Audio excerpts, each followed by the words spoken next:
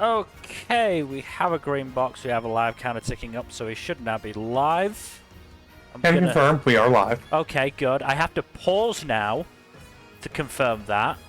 Instead of just relying on OBS's thing to say, oh yeah, you got your green box, you got your live counter, so you're live. Now I have to wait for confirmation. Welcome back to the Storytime Network. We're back with Pirate Warriors 4. Woot woot! And, of course, Mindless Chatter. So, since this is topical, and since it's been trending for the past couple days, we might as well talk about, the thing that's going to be DLC for this soon. Gear 5. Right, so have you actually watched the episode, Fuzzy, out of curiosity? No, I want to. I'm probably going to, but it's definitely something that seems like... Because, here's the thing. The One Piece anime is kind of a fossil in many ways. Oh, it absolutely is, yeah.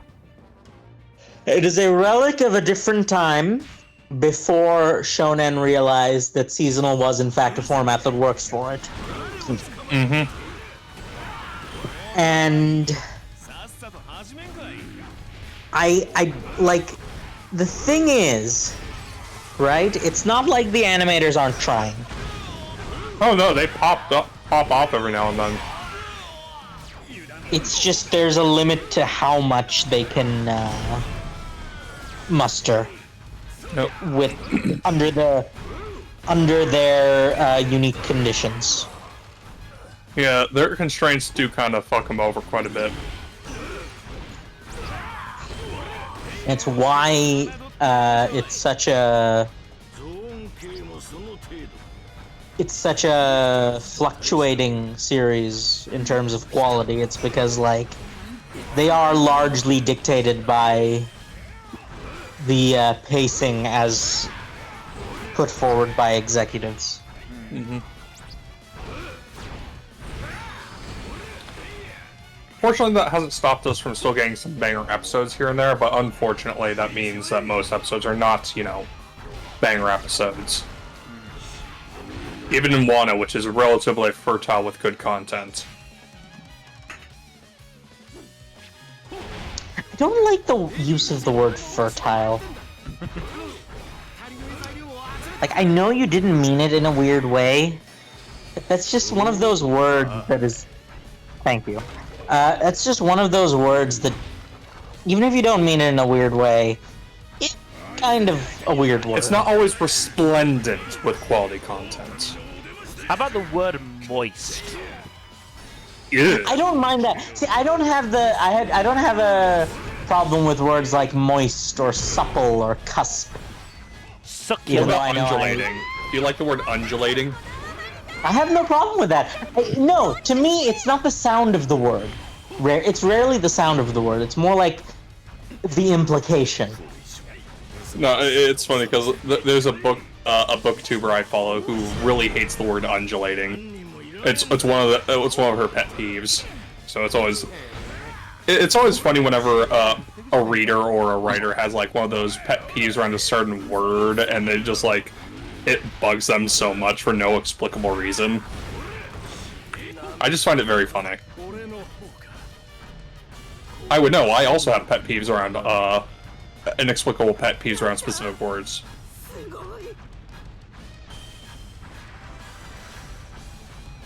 But who doesn't? Are you kidding me?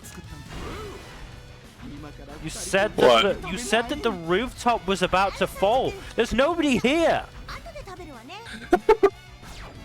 Ah, yes, game. So here's the thing, though, about Gear 5 that we really need to ask ourselves. Mm-hmm. When he's Looney Tuning other people, can he, Looney Tune every part of them? Oh, don't do this, Fuzzy. God damn it, Fuzzy, no. Oda did it first! No, we are kiboshing that subject right now. No. Look, Ah, He- no!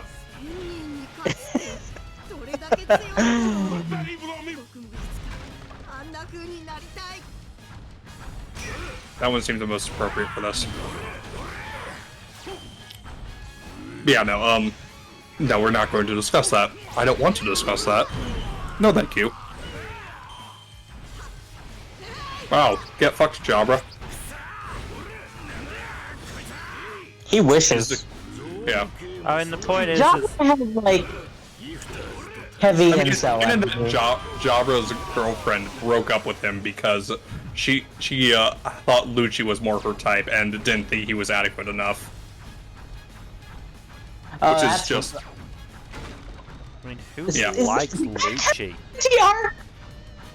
Well, no, Lucci had no interest in it. It's just she thought Lucci was more attractive looking and broke up with Jabra because of it. I mean, he is objectively, but like,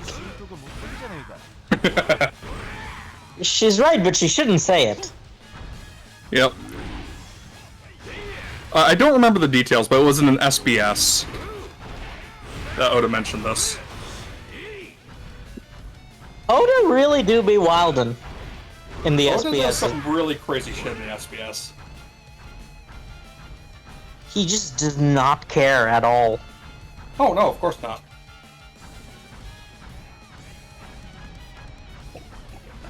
Come on, tiny Kobe.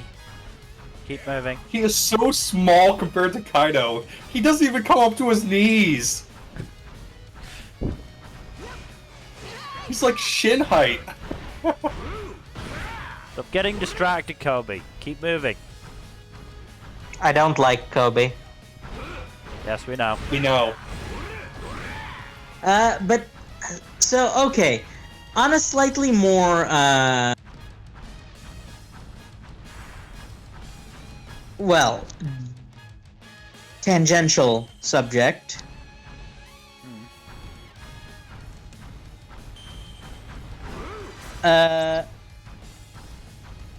JJK, right? Yeah.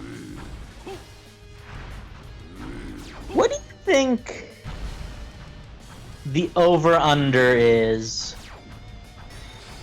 on Itadori surviving the end of the series? I think he'll survive. 50-50. It really depends. Like, I would have said it was a lot lower chance before the whole, thing with Sukuna happened recently, so... But with that having happened, I think Yuji is a lot more likely to survive the series than I had previously thought. Okay, counterpoint. What about Megami then? I think his situation has inverted from Yuji's.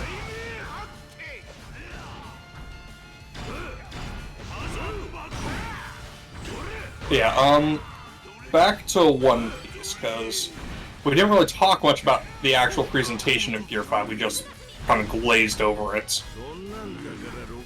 I think the anime did really well with actually depicting Gear 5 in all its lunacy. And honestly, I think it was a bit better for it, because a lot of the still paneling doesn't work as well for, you know, showing the cartooniness. Gear 5 is built for... It's a cartoon! It's built for cartooning. It's made to be in motion, and it works really well in the anime. Except for one cut that I think is a bit too over the top in terms of how energetic it is. Well, what I would say is there is like one basically excessively a chaotic sequence, which is from Kaido charging the Bora breath, yeah. the Bora breath to Luffy pulling up the roof to rebound it, to Uno reverse it. Like, yeah. Just there are so many quick cuts that is just like, what the fuck? Like, I saw this on Twitter. Somebody saying that the shot of Luffy's eyes, like, God, what would the word be for this? like coming out of his head, should have lasted for like at least 12 more frames, because it really is like half a second. It's where you're blinking, you'll miss it. Yeah. Yeah, I think they're definitely learning. It's not exactly Also, Tully was absolutely spamming the cartoon sound effects. Oh, Not yeah. my mind entirely, to be honest. No, it perfect. It was perfect. It was absolute. The amount of sound effects was perfect. Mm-hmm. Now, here's the thing, though. This is the real question. Is... do you think they're going to be able to keep up the quality of that episode in the subsequent episodes? I think the next episode from the preview looks to be... I don't know if it's going to be 100% on par, but it's going to be pretty high up there in quality.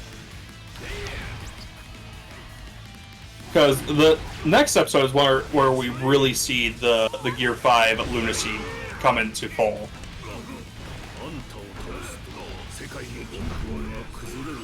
Like, you see... remember, 1044 was only a taste of the absolute insanity that was Gear 5, the chapters. 1045, 1046, that's when you really saw the insanity of it. So we're probably going to get the next episode or two being just absolutely batshit insane cartoon shenaniganry.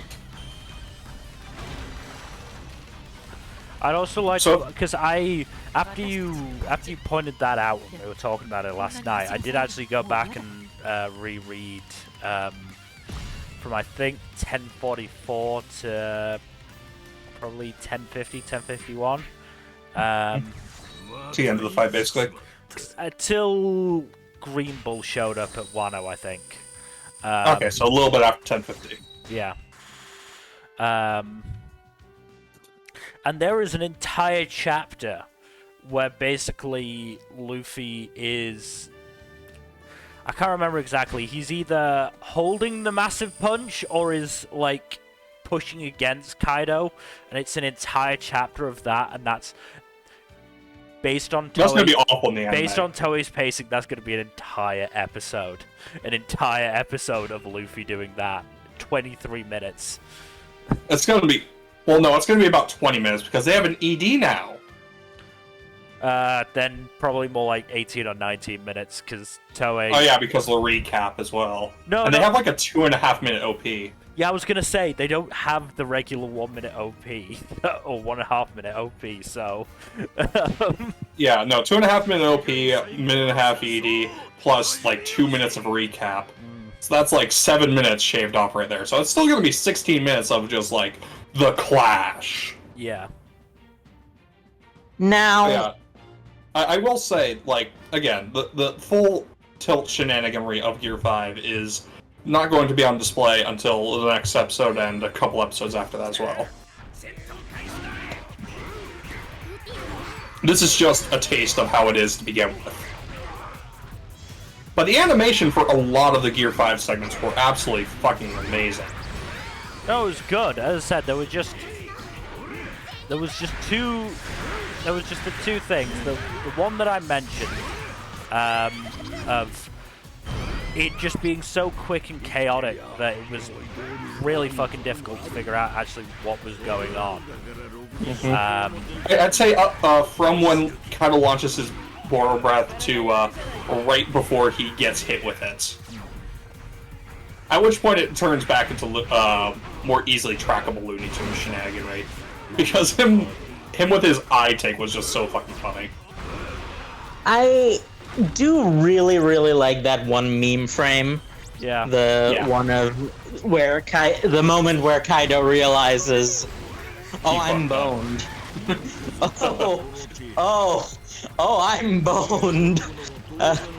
Yeah. Because he really did have that moment of realization. I mean, genuinely, I cannot fault them for the amount of what the fuck that Kaido had the entire fight. Like, you know what? I kind of imagine this is what Moria felt like when Kaido ripped off his chin. Yeah. But it, Okay, so I did see this. I did see, and I did screenshot and post this in the Discord. I saw this one post that really summed it up. My respects to Kaido for talking normally and seriously, as if he hadn't gotten thrown around like a dog chew toy by the team he has failed to kill 3 times. Well, again, it's that first moment when Luffy grabs him through the roof. He has no idea what the fuck is going on. Just wait, what the fuck? This isn't supposed to happen. I'm not supposed to be grabbed and dragged up. I'm supposed to be the one doing that. This isn't fair. Stop it. And also, just that entire sequence of. Also, I really like the point you made, and this is something that I think not a lot of people got.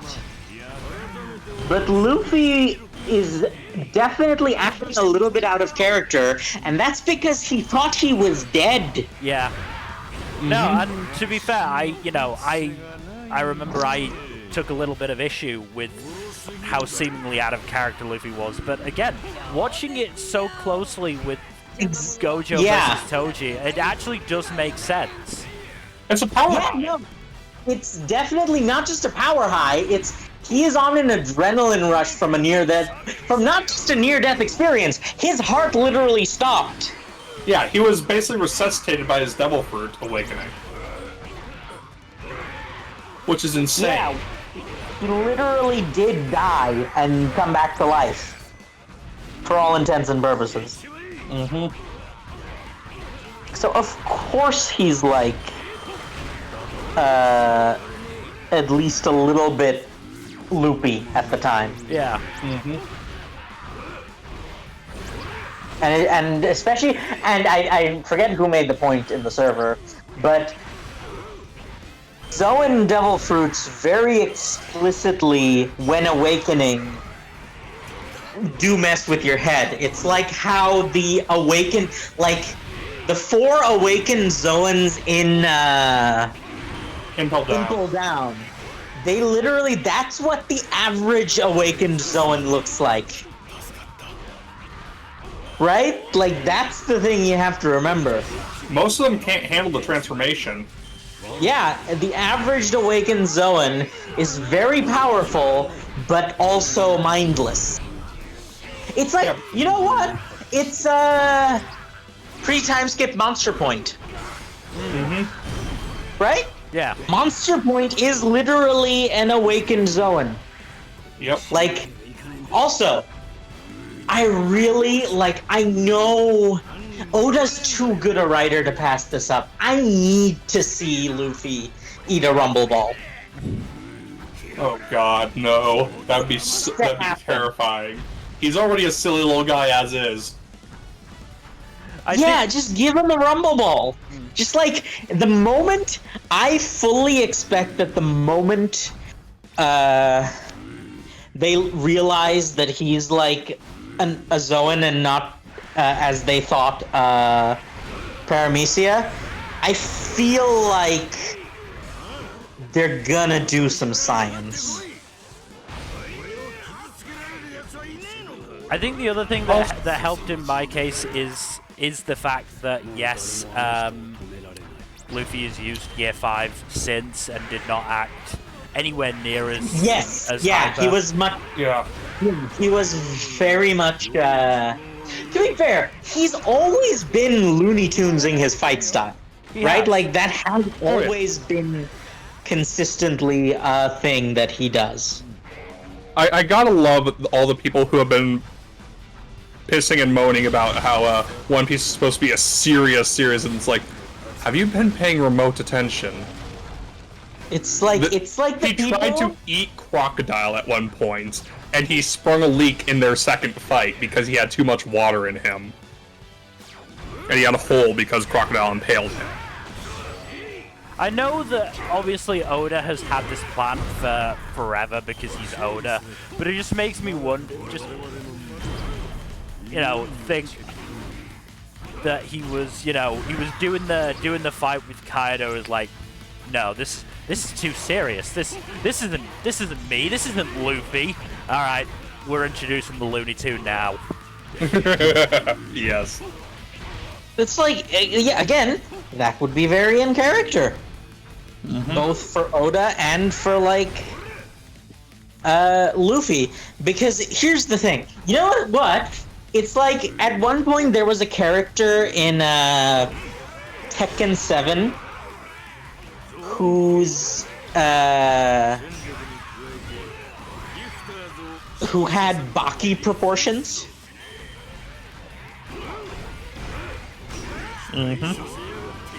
And people in the comments were like, why is why are his proportions so unrealistic? This isn't okay. And I was like, Tekken is a game series where characters include a boxing kangaroo, a bear, I was gonna say. a panda, and a literal dinosaur. Not an actual dinosaur, a cartoon dinosaur. As in, it doesn't actually look like any existing species of dinosaur. It's just a literal cartoon dinosaur. Yep, that tracks. That is the Tekken series. Yeah. That is the sort of character that shows up in this series. And people really be like, but it's not realistic. Honestly, people have such a hard boner for, like, hyper-realism being the ultimate superior form of art that they try to inject it in everything to justify why the thing that they like is the best thing.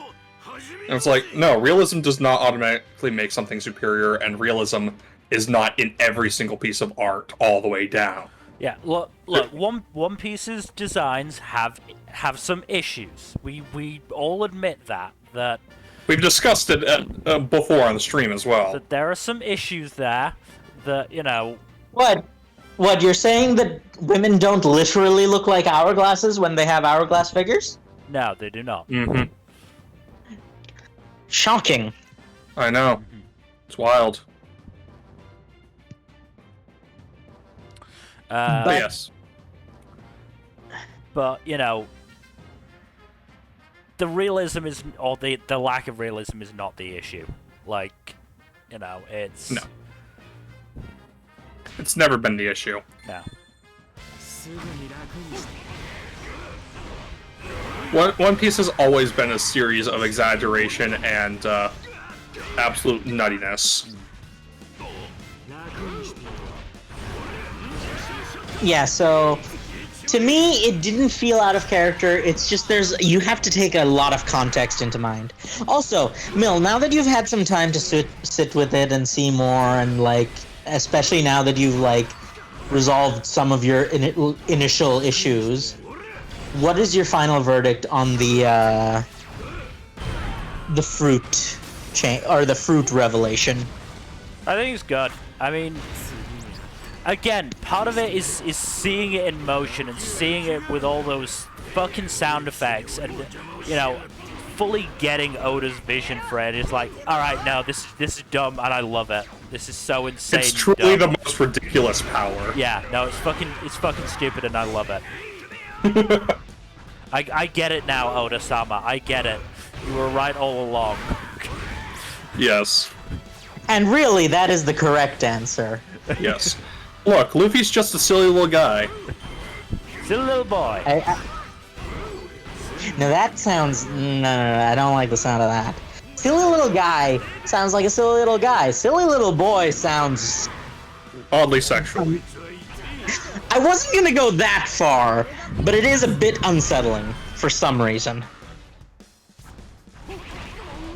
This is getting oddly personal. But yeah, no, it works. I'm all in on it now. But I didn't mean the Gear 5 specifically, I also meant the general revelation of the fruit. They haven't gotten to that in the anime, but since when have we cared about anime onlys in... Well, no, they did... Oh, you mean the devil fruit specifically, or devil fruit broadly? The specifically Luffy, You know, because yo ho ho, he The took a bite name of of the gum fruit, gum, but yes. as it turned out, it was much more complicated than we initially assumed. No. It's stated in the anime. The episode, the chapter in which Gear 5 is revealed is the same chapter in which we find out the actual name of the fruits. Okay, I Yeah. didn't realize they did the cutaway immediately. Yeah. Okay, No, yeah, it's a faithful if slow adaptation. So yeah, Luffy is now praising. So does Luffy praise the sun, or is Luffy the sun being praised? This is a very Luffy's the important sun being question. praised, Yeah, obviously. I think He's the sun Luffy's- god. Luffy is the sun being praised.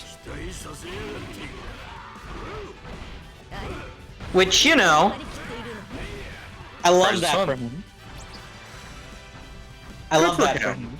Good Yeah, for him. he's like our special little boy, and we love him. Oh, you're allowed to say boy, but I'm not. No. Context, Heinkel.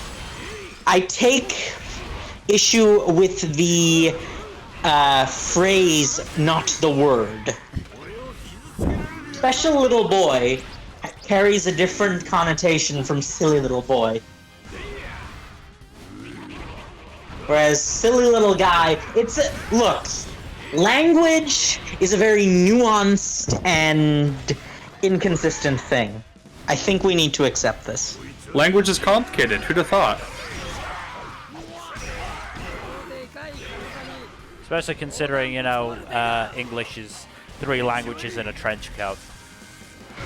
Yeah, it is a bizarre chimera of a language, that's for sure. But yeah, what I'm trying to say is that my favorite part is when he said it's luffing time and he luffed all over them. Just loofed all over Kaido.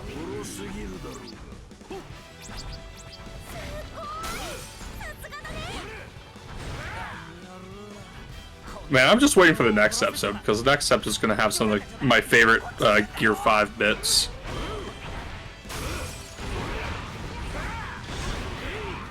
And here's the thing. Overall, I'm not being particularly good about phrasing this, but I do think, Mill, you had valid complaints. When the when the Sun Yeah. God fruit reveal came out. I do think you had valid complaints.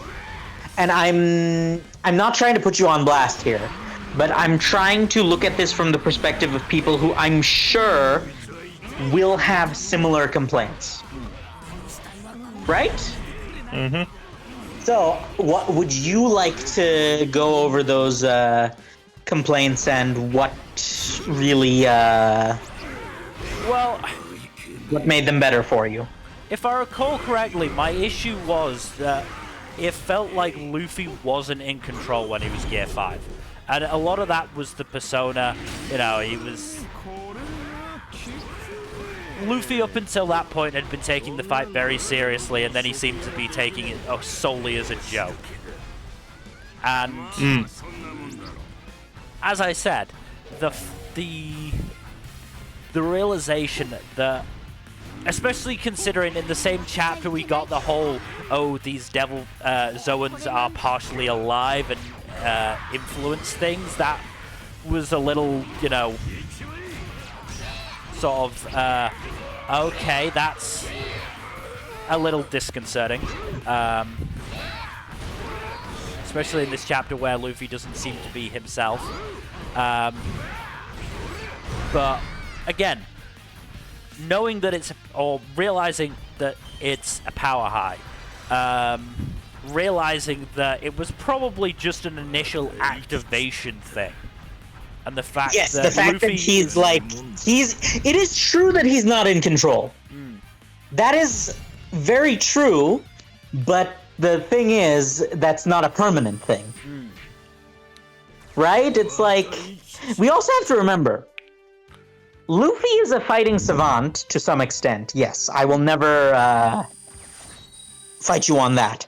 However, it is important to remember that he's not just a savant.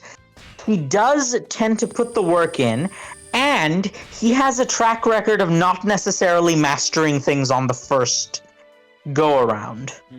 No, that's more Zoro's wheelhouse.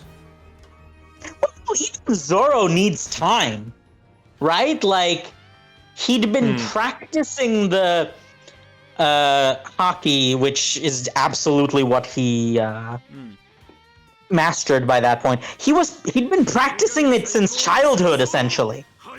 Yeah, he just didn't know that was hockey that he was practicing. Yeah. So he'd been practicing it since childhood. He just realized, came to the realization for the first time during the Mr. One fight. But he was very much not. He had very much not mastered it yet. True. So even Zoro is not the type of person who instantly, like, none of the, well, I wouldn't say none. Actually, now that I think about it, Robin, with the exception of Robin, none of the Straw Hats are actually the traditional geniuses, as it were. Even then, Robin's genius doesn't really have anything to do with fighting, per se. She did start murdering people when she was 8, so there's an element of... No, she didn't start killing people until later. Did she not? No. She didn't use her... We don't see when she started using her powers offensively, but it was not during the Ohara incident. Well, no, when she was on the run, right? No, we don't see it, but it's implied that it was not until fairly late in the game when she started using her powers to actually actively kill people. Because remember, she didn't join Baroque Works until about 4 years before the series.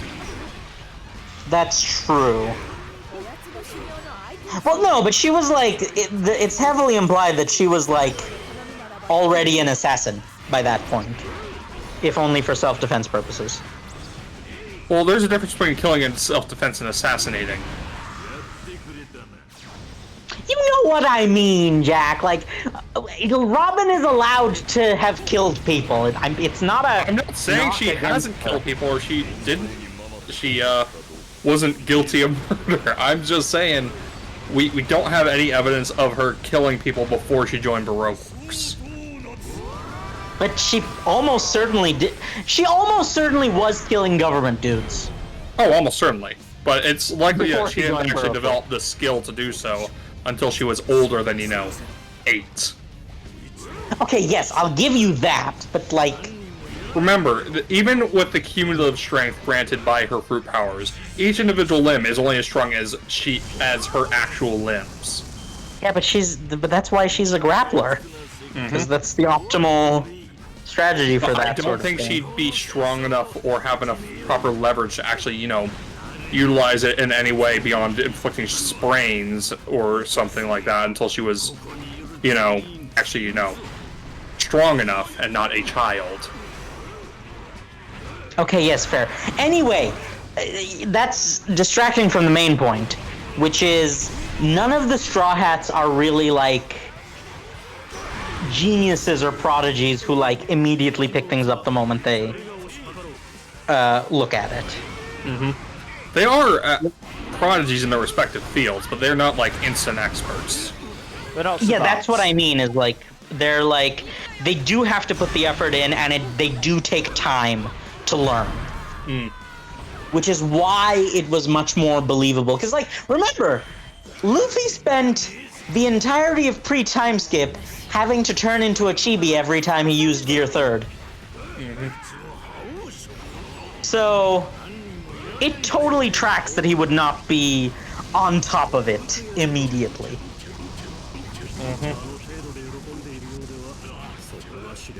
So, Mill, do you prefer to use Dragon Kaido or Human Form Kaido? Dragon Kaido's been pretty fun. But which form of his do you prefer using in the game? Probably human form. Yeah.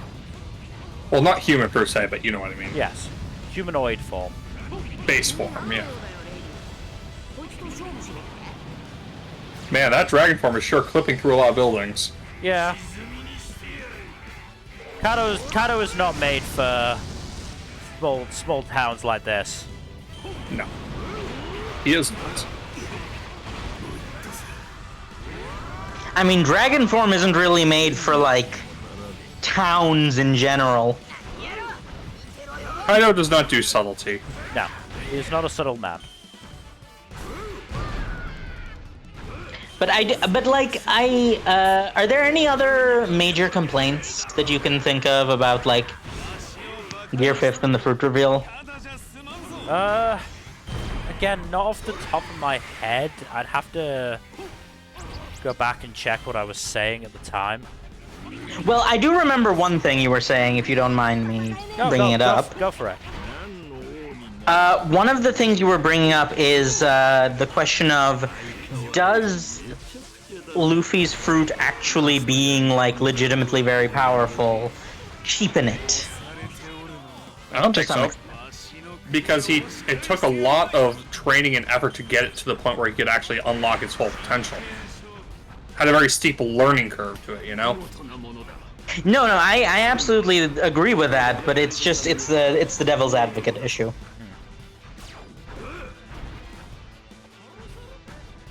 Where it's very much the case that, like, they did say, there have been other users of this fruit. Yes, but Luffy's the first one to awaken it before Joy Boy, since Joy Boy, rather. Yeah. Which, you know, Generation Xerox has definitely been... So, okay. This brings up an interesting point. You remember when the... What's-his-face? The, Sea Kings were like, you're not the one we're waiting for. Mm-hmm. If Luffy were to go back now in Gear 5th, or even not in Gear 5th, but just go back in general, do you think they would recognize him as the person they were waiting for at this point? Maybe.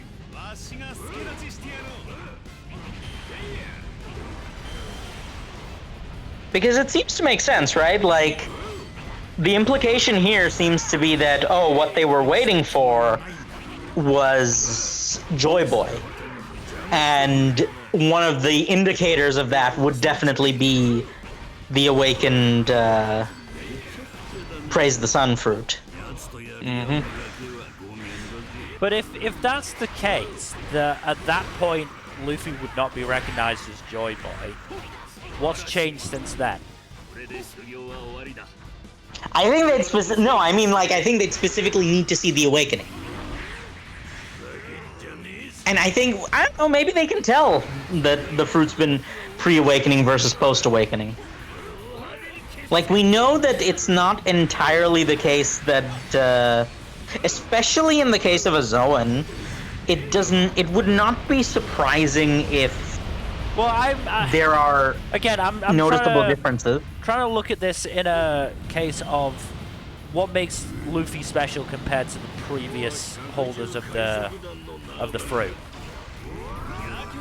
You know, It's very likely that they either died before they could master it, or they just never worked it hard enough to awaken it. well, that seems like the boring answer to me. Something. Sometimes the simplest answer is the correct one. Yeah, well, would you? It's also possible that the world government sought out the users and actively assassinated them before they could awaken it. I would rather That doesn't make sense, because then Luffy would have been killed in the cradle. Because his powers were very well known.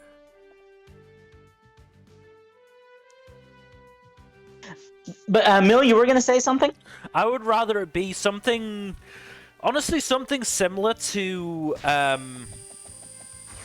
like how you become a sage in Cradle.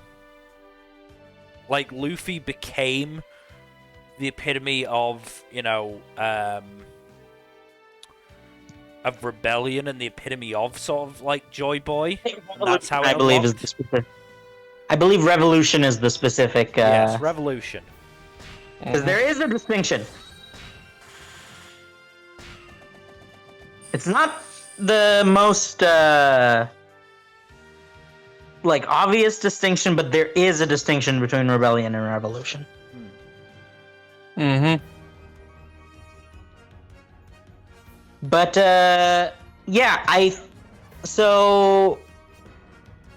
but yeah, the idea that they would have that they were actively assassinated by the world government, while it would make sense, it doesn't seem to be the case from what we've seen on the sole basis that like Luffy survived as long as he did.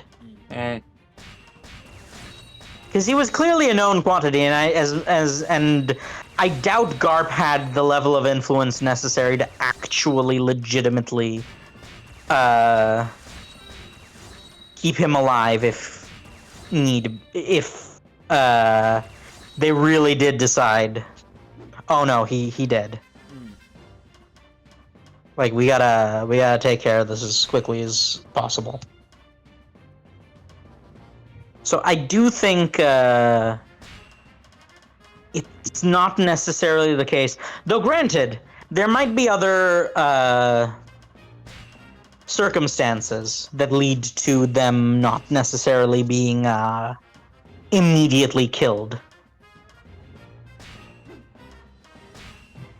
It's just very possible that all of them led fairly dangerous lifestyles that led to their deaths relatively early on. Well, no, I actually meant the opposite. I meant that there's a decent possibility that they just were protected by as many shadowy figures as they were hunted. Right? Because it, to a certain extent, what ended up happening with Luffy was similar because Dragon did intervene. And as much as I'd like to believe in Dragon, characters in this series do not have the best track records as, you know, fathers. As parents, yes. So honestly, very few, biological parents were both there for their kids and good to their kids in the series. Like, objectively speaking, Whitebeard was the best father in this series. Yep. There is no disputing that. And that had very little to do with blood ties, obviously, but it also, like, very much is because of the fact that he was present in his children's lives. I mean, let's give some respect to actually no, not to Roger, but to Ace's mom. Garp, no, Garp. Huh? Ace's mom. Rouge. Yes, no, she there's a difference between yes, because there's a difference between an absent parent and, like, one who legitimately died for their child. Yes, so, like, Rouge is a bit of a special case because it's not like she didn't want to be there for her child. She literally sacrificed her life for him. Yeah. But that's what I'm saying. Yeah, Let's put some respect on that name. No. Here's the thing. I think most of the parents in this series are willing to literally give their life for their children. But being willing to give your life for your child and being present in your child's life are distinct. That's what I've been trying to say. In some cases, the abandonment is understandable. In cases of, like, their line of work being extremely dangerous and putting their child's life in jeopardy, as is the case with Robin's mom and Roger. But yeah, I don't think Yasop is gonna get any allowance. No, in this Yasop is season. absolutely like he might actually be the worst dad in the series. yeah, he's not exactly a sympathetic father in my opinion. No, there's nothing sympathetic about him. He's like actually kind of a scumbag. He's a deadbeat for sure. Because, like, at the very least, because, like, especially, like, you can't use the excuse of, oh, well, they were in the Grand Line, when Shanks and his crew clearly have some method of sailing backwards on the Grand Line. Right? They went from the New World to Marineford. They were hanging around in East Blue so Shanks could, like, knock up a bartender. Like, there's a lot of... Also, with the recent revelations, that child is going to be relevant, huh? I'm willing to wager, this is just a guess, that we're going to have Luffy giving the hat to the child at the end of the series. Well, no, I don't mean it in that way. I don't mean it in an epilogue sense. I mean it in a storyline sense. If the world government finds out that Shanks has a baby mama somewhere, there's gonna be some stuff going down. I mean, bold of you to assume that we're not going to have that the world government is going to be utterly annihilated before that becomes an issue. Well, basically, I feel like the One Piece film Red was actually practice for that in a way, wasn't it? Because like, wasn't the conceit of that movie that they thought the girl was Shanks' biological daughter, and as a result would technically be a celestial dragon? Because like, I think Shanks' relationship. Also, can I just say, I called it? What, her being adopted? No, Shanks being a celestial dragon. Oh, yeah, no. Also, yeah. Do you not remember? I don't know that because I've not watched the fucking movie. Well, no, I mean, like, not regarding the movie, like, with I'm pretty sure it's mentioned in the manga that he's related to. Is it? When? the Figureland family. Oh no, Shanks being a Figureland is mentioned in the movie, not in the manga. Oh, okay. But at the same time, I'm pretty sure that's canon, right? Like, we can agree on that? Yeah, at the very least, aspects of the movie are canon. I was just gonna say, you're talking about him being a fucking celestial dragon, like it's common knowledge, and I'm like, I don't remember this. What? When did this happen? This is new. I thought it was common knowledge, honestly. Because, like, even if you've not watched the movie, you should know some of the, like, primary conceits of the movie, right? Vaguely, I kind of stayed away from it in the hopes that I would be able to watch it. Oh, that makes sense, then. I knew Uzu Yeah. was in it, but that was about it. But yeah, so that's not even a big part of the movie. I mean, it is the primary conceit, but that's not why you watch a One Piece movie. You very rarely watch a One Piece movie for the plot. No, you don't. I mean, So, the One Piece movie that I've watched is Stampede, and that literally is just an excuse to bang a bunch of One Piece action figures together. Yes, but it's a very fun It was exercise in banging glorious. One Piece action figures together. No, it absolutely is. it was like, Absolutely. I watched that in... That's the first One Piece movie I watched in theaters. I loved every second of it. No, it was Oh fucking, no, it's amazing. it's fucking great. I love it. I enjoy watching it. I've got it on Blu-ray because it was so much fun. But I'm just saying that we all Can know I just what it say, was. though, there are people who still, like, doubt the canonicity of the Shiki movie. It is loosely canon. That elements of it are definitely canon.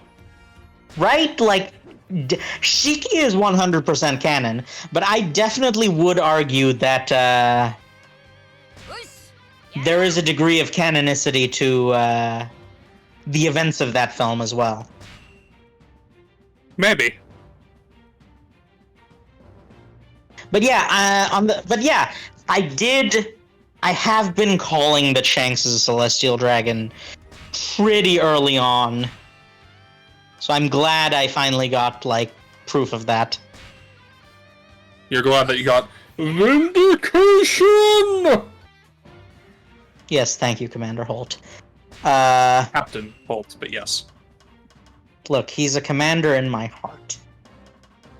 I don't think Commander's an actual official police rank. What rank did he end the that's why I series said as? it's in my heart. I think it was, 'Cause it was Commissioner, or like the immediate subordinate rank to Commissioner. But anyway, yeah, Shanks being but yeah, no, that's what I mean, is like, the child may be relevant because they may be like, well, we know genetics is kind of a component of this universe, as much as people would like to say otherwise. So Oda has taken plenty of artistic license, to be fair. well, but no, I meant in the sense that strong people tend to have strong kids. Oh, yeah, yeah. That's not I mean, that's not necessarily genetics so much as, There's an environmental aspect to it as well, obviously, but like it's partially epigenetics and partially just, Lamarckian genetics that aren't really fully supported by science. you know what I mean, though. I know what you mean. I mean, there's definitely an element of you still need hard work, but there's definitely also, if your family was strong, if you do train, you're also going to be fucking strong. Yeah, that's what I'm trying to get at. So, what I'm trying to say is, there might be a thing where Old Man Figureland does make a trip to East Blue to steal that baby.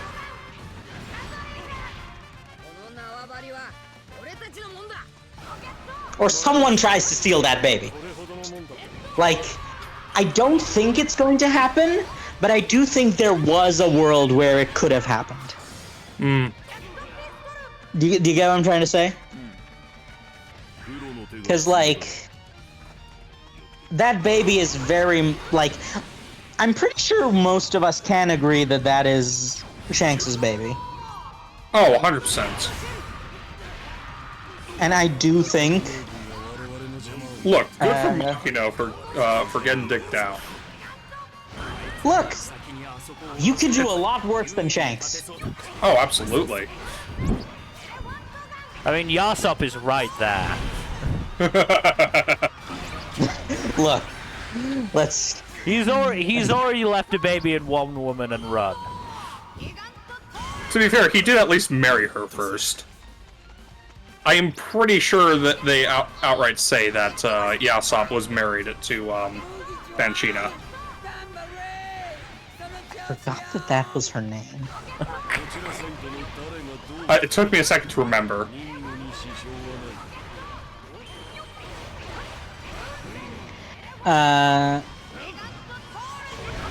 But yeah, I also think that unlike Yasop the deadbeat dad, there is a justification for Shanks not sticking around or even taking Makino with him.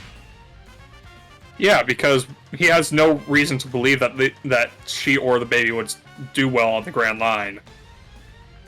Well, no, I'm sure it's within his power to, like, force that. No, the reason I'm saying there's a justification is that I'm pretty sure that would be painting a target on both of their backs. right? Like, Shanks does live quite a dangerous life. Yes. And he's like, the fact that the world government knows he's like a world noble, and the fact that like there's a lot of things that would make life like that. Both Makino and the baby would be prime targets for like literally everyone and their grandma. Mm-hmm. So I can totally understand. I don't necessarily think that's the only way he could have handled it. I do think maybe there's a world where he could have like been a bit more present in their lives. But I do think there were just too many. He just has too many enemies, is what it comes down to, really. Yeah. And honestly, I would respect Yasop more if that was his motivation for doing it, and it was like backed up by like evidence of that. But his stated motivation is he wants to go on. He wants to adventure and live his life as an adventurer. Which like, is just no. No. That's not an excuse to literally leave your... Like, also, they're pirates. They're filthy rich. You can't send, like, a courier with some money every month. Guess not. Right? He didn't even, like... He didn't pay alimony. Or child support. Wait, didn't, Usopp's mom died of an illness, but was there a thing where they couldn't afford treatment, or is that just me trying to hate on Yasop even more? It is probably trying to hate on Yasop more. Do one of y'all want to go to the One Piece wiki and look that up? I don't remember, and I'm, you know. I don't particularly, like, I'm not that invested, but, like, I think you guys get where I'm coming from, right? Mm-hmm. Yes. I mean, we all agree that Yasop is a fucking shitty deadbeat. Yes, as long as we can, like, remember that. We hold these truths to be self-evident, etc., etc. But all Yasops are deadbeat dads, yes. That's how the saying goes, right? Yeah, so I think I'm really, really curious what Garp and Dragon's relationships were like. Mm-hmm. Because, like, I will say this, while, Dragon also has something of a legitimate reason for not being the most present in Luffy's life. Because, you know, people would absolutely murder Luffy. Like, again, you're forgetting that despite them having the same names, Garp actually kept it under wraps for a while. Like, I know Garp definitely has some obfuscating stupidity going on. I'm pretty sure it was not a slip of the tongue that he was like, yes, your father is the enemy of the world, Monkey D. Dragon. Mm-hmm. Right? We can agree on that, I think. Yeah. Like, he very much seems like he was only said it because he was confident that Luffy had grown to the point that he would reliably survive being Dragon's son. But, I mean, in terms of Garp and Dragon's relationship, I imagine it's probably something similar to Ebenezer and Margaret and Dresden Files. That is a good comparison. I would also, but no, there was another point I was actually trying to make about Garp, incidentally, is that Garp was very present, at least in Luffy and Ace's life. Right? That is also something you gotta give him. Yes.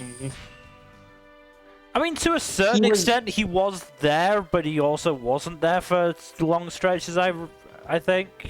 No, but he was away from work, but whenever he, like, got time off work, he would go back. Right? It's like, he would always, if he was available, he would absolutely be there for them. So, it's very much not a case of, it's not like Yasop where he chose not to go back. It's very much a case of the moment Garp was on, he would spend all of his vacation time with them. So that's like definitely a point in his favor. One moment, please. I will be right back.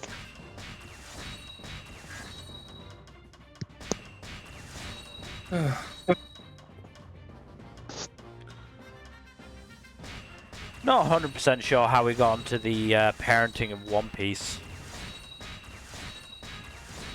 It's a fun discussion. But yeah, while Fuzzy's not here, do you want to quickly check that whole did Usopp's mom need medicine that they couldn't afford? Yeah, I'll check the One Piece wiki real quick. Because I'm curious.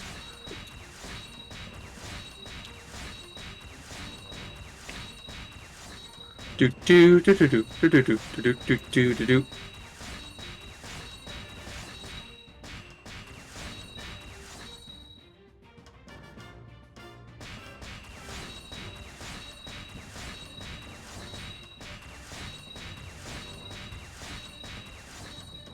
We might as well do something while I'm leveling up lore for no apparent reason.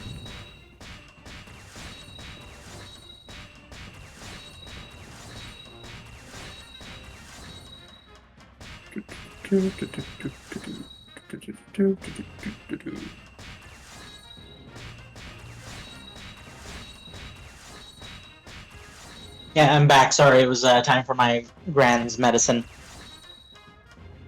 That's fine. We're just checking the Yasop thing.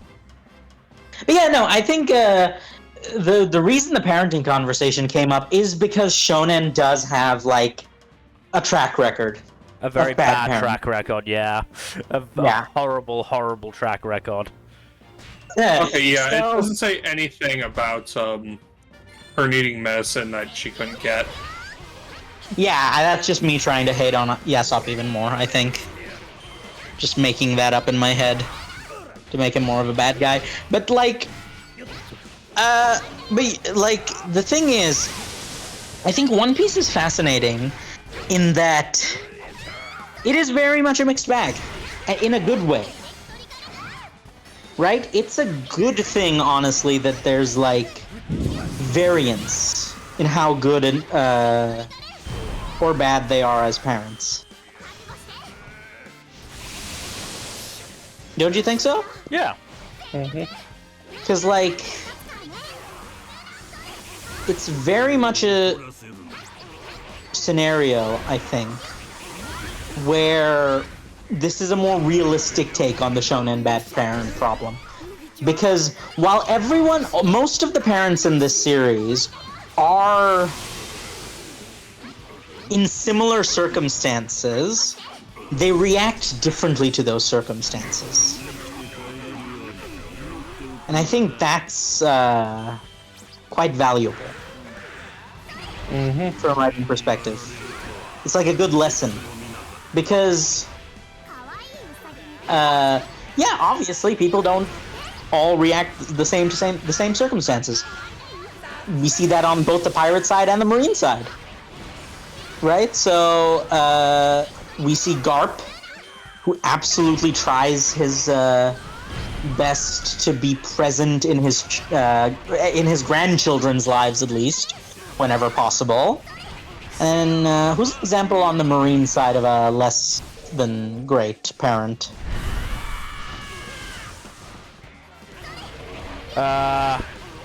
Axehand Morgan Yeah, Morgan. Morgan's the only one I can think of. Oh, that's funny. Ironically, his son turned out much better than he did. Because Garp Right. gave him some actual parenting. Yes. Oh, yeah. Again, that's. Oh, there's also. Did you see the note about the implication that the sniper girl from Sword is Akainu's daughter? Yeah, I saw that. She's the only one in the series who has the same accent that T does. It's the with same all- accent. Huh? Same accent. Ah. Yeah, it's the same accent. I believe there's something about the kanji, possibly. Yeah, same accent, same dialect. And Even also- if she's not related to him, it's very possible that Aokiji froze her specifically because of his frustration with Akainu. Yes. No. He was being petty. Yes. Yes. Because he definitely knows how to non-fatally freeze people. That has been established. So it's probably not going to cause any lasting damage, but he was definitely being petty about it. Yeah. Which honestly, I get where he's coming from. But yeah, I do find it kind of fascinating how much contrast there is in that regard. But what's even more interesting is that on the pirate side, there's such a wide disparity. You've got the Yasops, who are just deadbeat dads. You've got the Kaidos and the Big Moms who are outright abusive. You've got the Rogers, who are loving, but for They very had a good reason to reason. offend you, kid. They had a good reason. Right? Like there's range there. So I definitely, it's one of the more interesting things to talk about in this series, certainly. Just by sheer virtue of the fact that, yes, these characters have similar circumstances, but they go about it very differently. Then you've got the really good parents, okay. You got Whitebeard. You've got Whitebeard, who's a good dad. I am, however, curious as to two things. Are any of Big Mom's kids his? I don't think so. The only Yes, go ahead. individual who I could plausibly see maybe being related to Whitebeard is Weevil. I think he's more cloned than an actual biological child. Yeah, that's the other thing I was gonna say.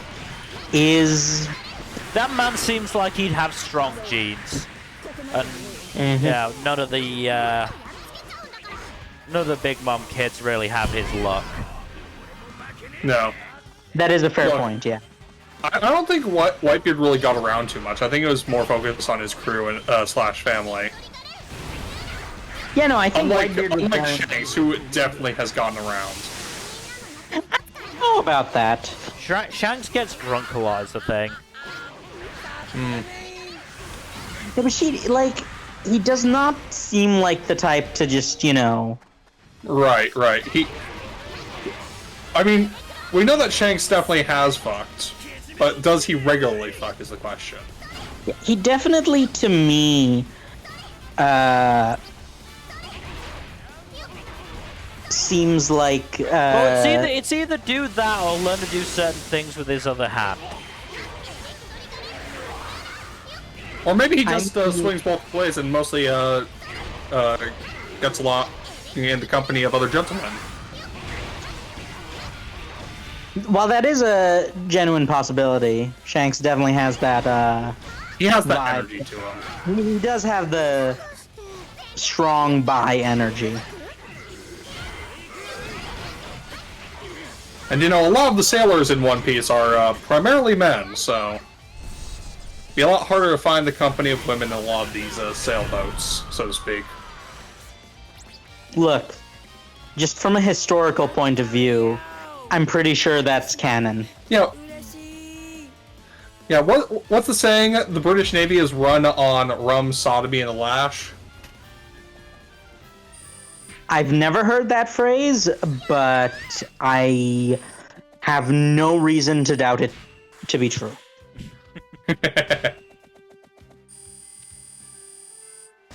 But yeah, I do think there is a genuine chance that Shanks is more of a relationship to relationship sort of guy than just casual banging. He might be a serial monogamist, yeah. I can see that. And even then, I just don't know that he'd have the time in his early life, because he was kind of zooming early on.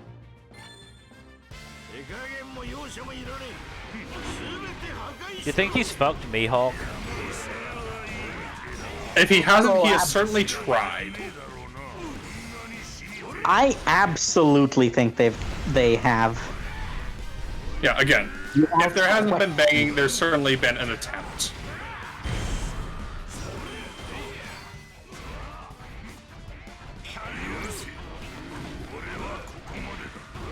No, like 100%.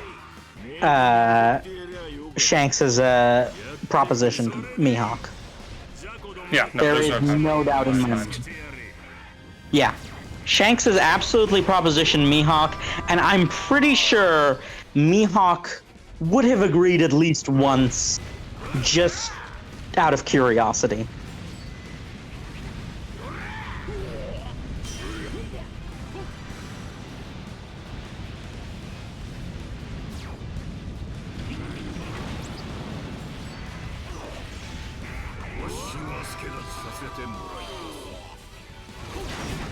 Yeah, I have very little doubt of that, personally. I like how that sort of stopped the conversation in mid-track. I mean... What? Shanks banging Mihawk? Yeah. I don't see why it has, though. Like, Yeah. it's not like this is a particularly controversial take. I mean, speaking of Mihawk, I've seen a lot of people, like, saying, like...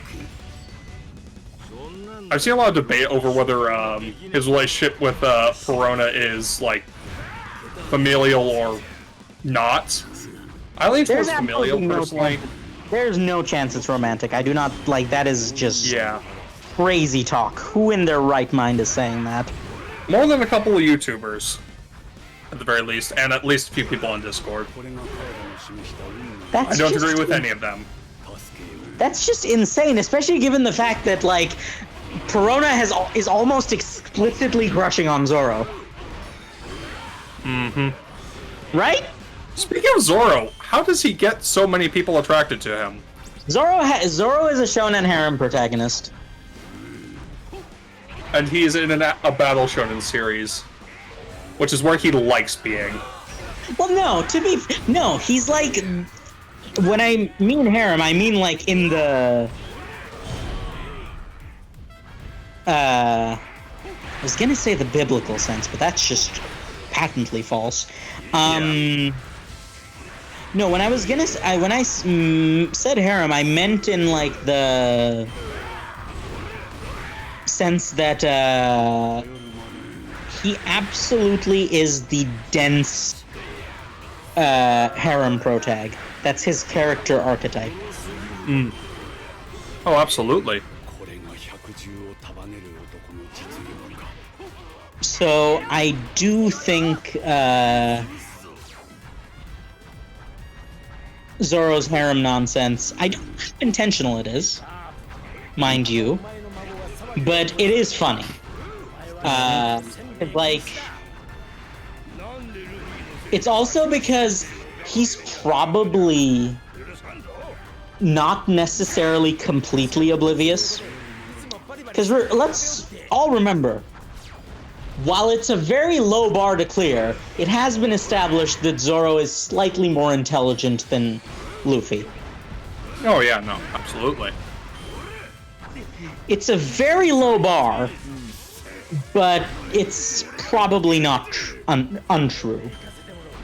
But I do think he's still stuck on Kuina. Possible.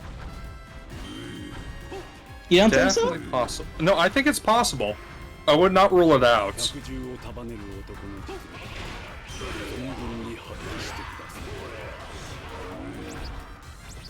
I mean, by you saying it's only possible makes it sound like you've got a different theory. I don't really have a different theory, no. I think it's a very likely scenario, personally.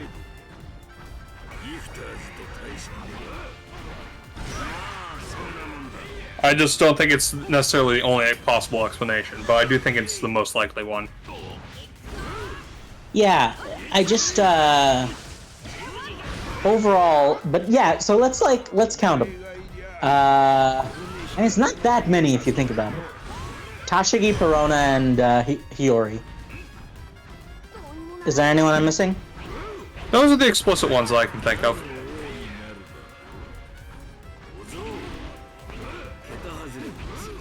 Yeah, but it's like yeah, I don't like there is first of all, if Mihawk is banging anyone, it is absolutely gonna be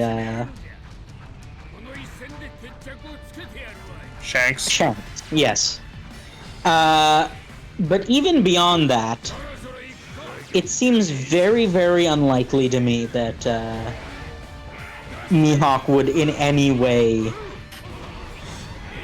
be into Perona. That just Yeah, does no, not. he seems to see her as like a bratty daughter or younger sister. I honestly, I will say, Jesus Christ. That's a lot What of lightning. I will say, my opinion of Mihawk has dropped substantially of late. So Because of the cross-guild shenaniganry? yeah. So Well, because he's just gleefully going... well, not gleefully, but he's just going along with the Croc's plan. well, more that he seems to have lost the spirit of adventure somewhere down the line.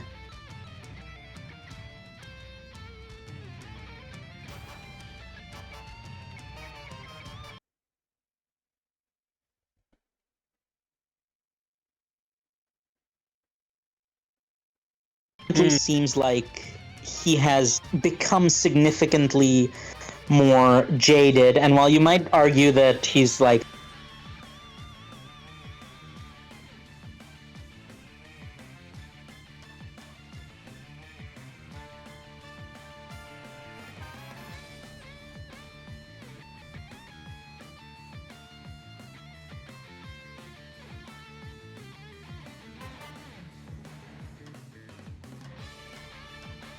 something to be said about We the don't fact really that see he's inside sort his of, head, so like when, it's hard to say what he's thinking True. on the matter. but also bear in mind when Buggy the Clown has a greater spirit of adventure than you, you have done something wrong.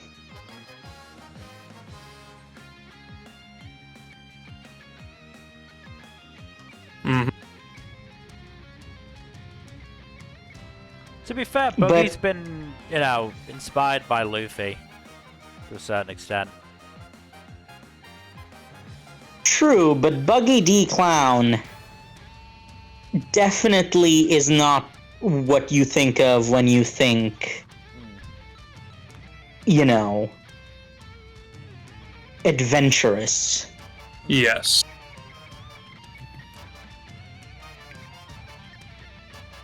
That is very true. Like, Buggy D Clown is not necessarily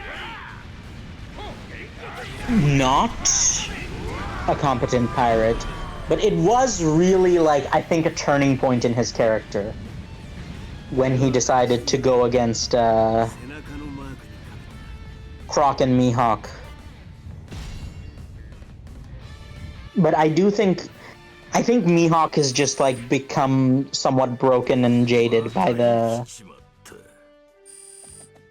constant struggles of the world. I wouldn't be shocked, honestly. I mean, the point... Mihawk's never really given a shit about the world. He's been looking for challenges, and I don't think he has any that he's satisfied by. He has sunk into apathy, but yes, I think that's the issue. And that's why I'm like, yeah, no, Mihawk, I don't think he's like... He's too apathetic to be even have a fling, I think, at this point. Because let's be real, Mihawk is fight sexual. I don't think that's a question. So I don't think he's just interested in anyone who can't offer him a... Honestly, I would buy it more if people were being like, what if Mihawk and Zoro were banging on the side, than Mihawk and Perona banging.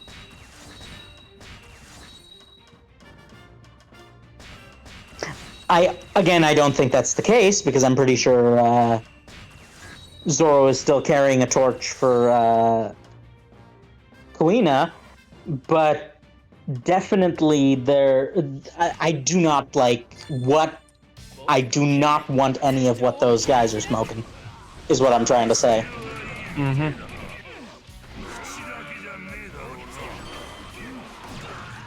But yeah, I do wonder sometimes how different the series would be if Oda hadn't, like, made the decision that I'm just gonna focus on the stuff I'm good at. It'd probably be worse. Oh, absolutely it would be, but I'm not necessarily just talking about it being worse. I'm also talking about, like, how different it would be. Oh, yeah. Yeah. It'd be a very, very, very different series. It very much more resemble, like, superhero comics and all the relationship drama therein. Which, Oh, as we all know, is the worst part of superhero comic. Yeah. Mm-hmm. As I think I said only to Jack, if there's been one thing I've been seeing out and about that's made me likely to get into Western comics, it's the fucking,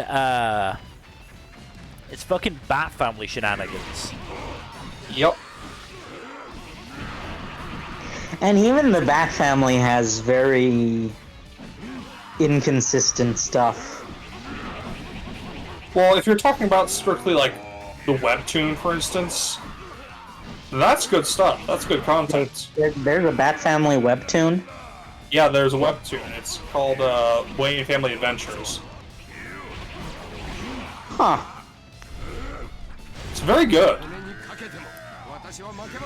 Definitely recommend it if you like the Bat Family. I don't doubt it. Like, one of my favorite comic runs, honestly, was Super Sons. Which was literally, Also, Damien and Jonathan's stuff is pretty good. Yeah, that's what their Super Sons interactions are was. always Yeah. That is, yeah, Super Sons was literally a limited comic run of just that. There's also, like, I've been seeing clips of a, what is it, like 3D movie that seems focused on them. There was a Super Sons movie, yes. But it's, like, very specifically 3D animated. Yeah, it did see some, questions, I think, because of the animation quality. I don't know, I don't think it was necessarily bad, but I do think there were some, like, people not too keen on it. I remember one of the clips I saw, like, fucking Damien just pushed John off a roof to try and get his powers to awaken. I mean, Yeah, that sounds like Damien. That's definitely in character for Damien, and that's definitely one way to do it. It didn't work. Fuck the counts.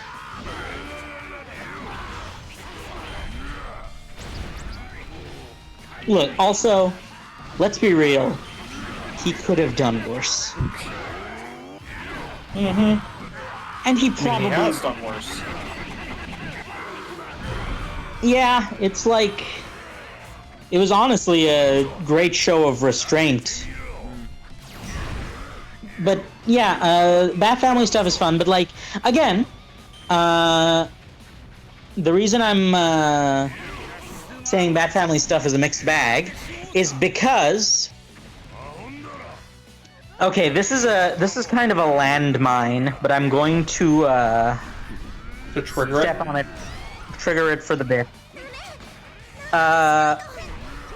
The worst part of the Bat Family is almost certainly Batwoman, and it's not because she's a woman or because she's a lesbian. It's because she's a cop. I was gonna say, is it because she's a cop? Yes, it's because she's a cop. As much as people joke about, oh yeah, Batman's a cop, he's not a cop. No. Very much not a cop. Batwoman, on the other hand, 100% a cop. And her dad's a politician.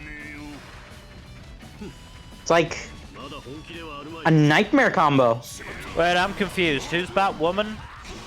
Kate Kane, Batman's cousin. Right, okay, never heard of her. She's a relatively new addition to the comics. I think she came around in like the late 2000s, early 2010s. She was, she even had, her butler was, Alfred's granddaughter. Ah, okay. It was a whole thing. But, yeah, the point I'm trying to make is that, Batwoman is a cop. Case in point, she absolutely went for the kill in several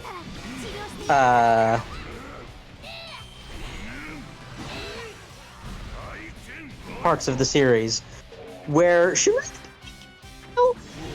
I'm sorry, what?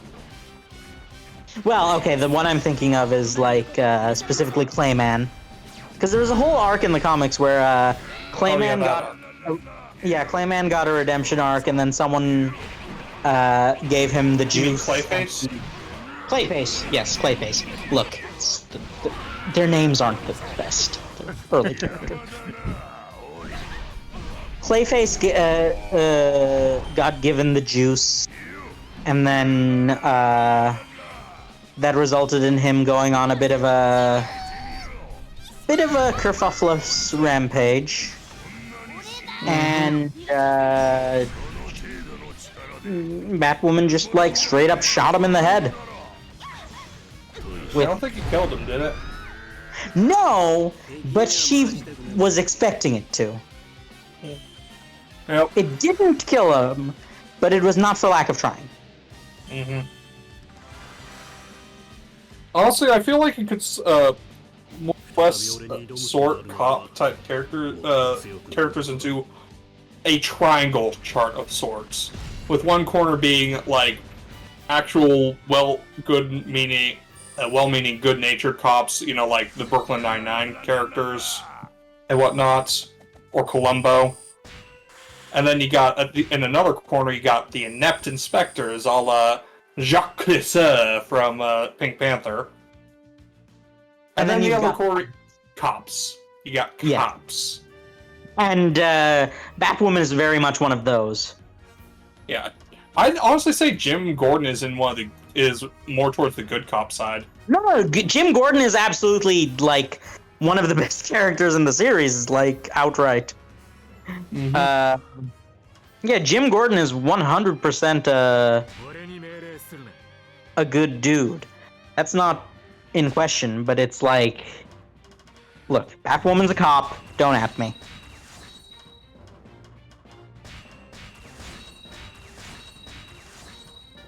We can apply that to a lot of series. I was gonna say One Piece, but it's not just One Piece we can apply that principle to.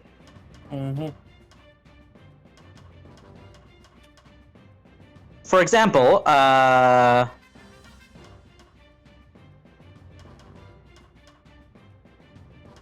can't think of any off the top of my head, except for the Marines, which I was immediately going to talk about, but like... I mean, there's several examples from the Marines, even. Yeah, that's true. There's the well-meaning Most- type, like Garp. Like Kobe, Garp, Smoker, even. I don't... Smoker is much more... He's been getting there, but he definitely didn't start there. No. Well, no, he did start there, because even in his first appearance, like... Oh, right, no. Well, he's good to the people, but, like, he's good to the people around him, but I think he didn't really start... For me, the definition of good cop, which is something of an oxymoron, is definitely, someone who recognizes the inherent flaws in the system. Yeah. And works to compensate for that and correct for that. And deal with that. And I don't think Smoker was quite there until more recently. He was good to the people, but he didn't sort of like... it was Luffy that brought about this change, as he has a tendency to do. Yeah, because he's fucking Luffy. But, yeah. Luffy is definitely the catalyst for that change in Smoker, but, I think Smoker wasn't quite there yet until he started having to deal with the headache that is Fluffy D. Luffy. Good old Luffers. I mean, it's obviously driven Law insane. Law, I think, is Law has approaching... had to deal with some brain cell loss. Law is like a... I've said it before and I'll say it again. Professionally, Law could not have picked a better person to team up with. Personally, he could not have picked a worse person to team up with. And what's even more ironic about that is that the way that presents itself is also a separate thing. The way it, by which I mean like the fact that it's good for him personally or good for him professionally is hindered by the fact that it's look, words are hard and I'm having more trouble than usual today with words, but what I'm trying to say is that while yes, Luffy is unprofessional, he's very good at what he does. No, that's what I mean. That's what I mean. Yeah, like, that's what you mean. But yeah, but like it's the presentation that was ironic to me. But yeah, it's just so funny that Law thought he could get away with Manipulating Luffy. I don't think he was even trying to manipulate Luffy. I think it was more that he was just trying to be like... I don't think he quite realized just how dumb Luffy and the Straw Hats are. Yeah. Yes. Not until it isn't until that final battle at Wano that that Law really gets it. We're not gonna plan for the Straw Hats to do anything I say. We're just gonna plan around their chaos. Yep. We're gonna plan for them to do something irreparably stupid, and we're gonna try and take advantage of the chaos that arises from it. Oh, I'll be right back. I mean, that is literally what Lord does on the attack on Onigashima. Yeah, he's basically his entire life during that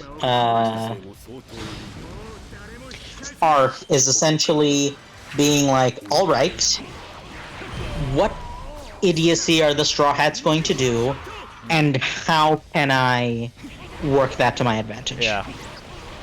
And again, it's not even... It is not until that point, because, like, at the start of the arc, he's like, okay, hopefully they're all laying low and they're not causing any trouble. And then he sees that fucking Zoro is wanted for murder, and the first time he sees him, just like, you. Oh, hey, Trappy, how you doing? Been a while, hasn't it? It's just so funny. What's funny is that I think he was genuinely expecting at least one of them to have more, like, to be using more than just the shared brain cell. And the problem is, the decision makers are the ones who are sharing the brain cell. But the fact is that they all split up, so that Zoro wasn't able to, you know... Custody of the brain cell was not, you know, discussed as to when it would be shared when. And even more than that, I think it's telling that the actual intelligent members of the Straw Hats, like your Nami and Robin, have kind They of generally just... fall into two categories: helpless sane people and enablers. Robin is 100% an enabler. Oh, absolutely. She lives for the chaos at this point. Yeah, Rob, like, has lived for 2 decades. Robin has had to repress herself. And as a result, the moment she had her liberation at Eni's lobby and realized she had a family again, she absolutely became a little chaos gremlin. As is, let's be real, she's like, my siblings are all adorable little chaos gremlins, so I'm just going to enable them and see what happens. Jinbei is I'm also going to... looking like an enabler as well. Who? Jinbei. Jinbei. Oh, Jinbei is 100% an enabler. Yeah, generally Straw Hats fall into 3 categories. Powerless sane people, aka basically Nami and Usopp and maybe Chopper. Enablers, and Chaos Incarnates. Where does Sanji fall? Sanji, it depends on if he's, you know, being a sex pest or not. Yeah, Sanji, when women are involved, is sex pest, and Sanji, when women are not involved, is one of said Helpless sane people. helpless sane people. Yes. There's nothing that can stop Luffy's Leroy Jenkins shenanigans, let's be real. No. As I said, Lord just decided to stop trying and plan around it. Which is reasonable. You know how the saying goes, if you can't stop it, enjoy it.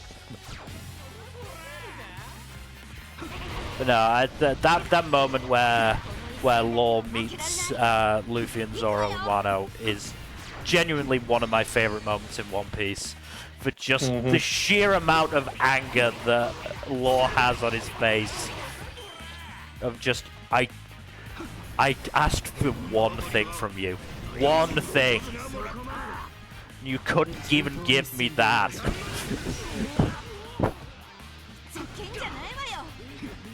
I'm just, like, surprised,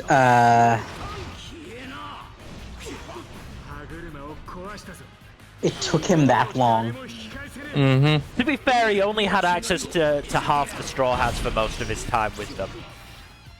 So I think true. I think he was able to, like, go, all right, this half are fucking insane, and they won't listen to a thing I say.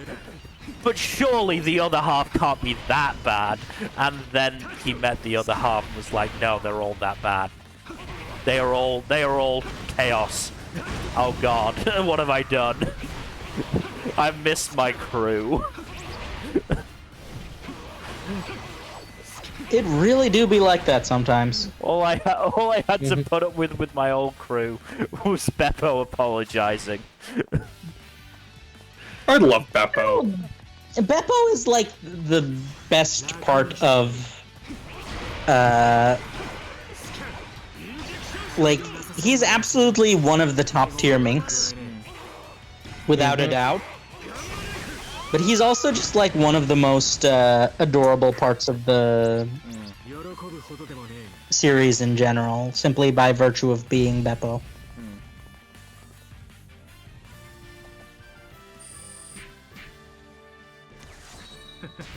That said, I do really want to see Beppo in a serious fight. Yes, 100%. We only got a brief glimpse of that, unfortunately. But I want to see more. Yeah. Because, like, Beppo is the vice captain Yes. / first mate. And, I believe he's also the navigator. well, yeah, the vice captains do tend to have a tendency to have, like, multiple roles. But by sheer virtue of the fact that this series has a trend of the vice captain being the second strongest in the crew, just especially given the fact that Minks are kind of busted, and we know Beppo can Sulong, like, on command. Yep. With the help of drugs, of course. Of course, yes. Also, the fact that Rumble Balls work on Minx is a very interesting plot point that I wonder if it'll ever get any follow-up. I want Beppo in One Piece Pirate Warriors 4, damn it. They might add him. He might be one of the DLC characters. There are 9. He got something to do in Wano that he could go in there. I wouldn't be shocked, yeah. Like, honestly, I'm actually just more surprised that Beppo is, or they're not just making a Pirate Warriors 5, yeah. They're probably waiting for more content because that's the thing. This game goes up to basically I think when it came Act out. 1 of Wano, basically. Yeah, I think it was like what? Yeah, Act 1 of Wano. So Luffy getting KO'd by Kaido. They don't have that much more material for a game. They might wait until deeper into the final saga, if not the end. But no, the thing is... Where did Pirate Warriors 3 get to? That's the thing!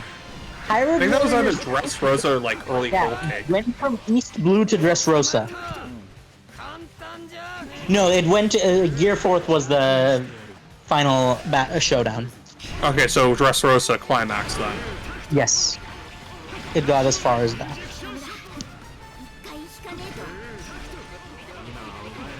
So yeah, no, we can expect like about another 100 chapters or so before they make another Pirate Warriors, at least.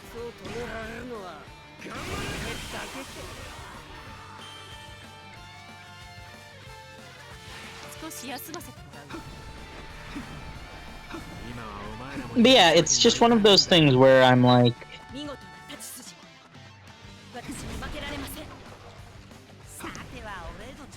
They did not have to go that hard. I love that they did, but they didn't have to. No, of course.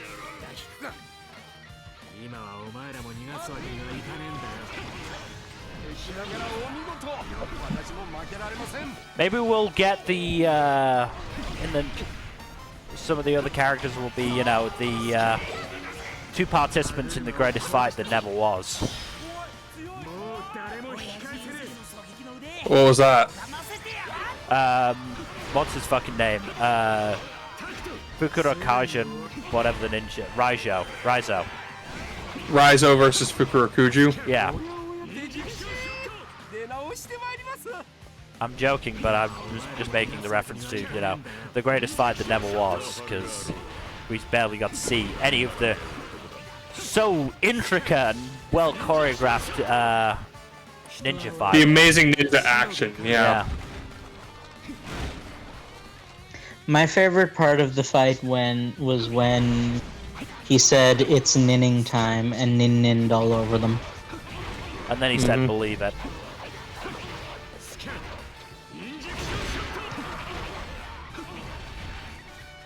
You think there's like anyone with good taste left who like genuinely enjoys Nart?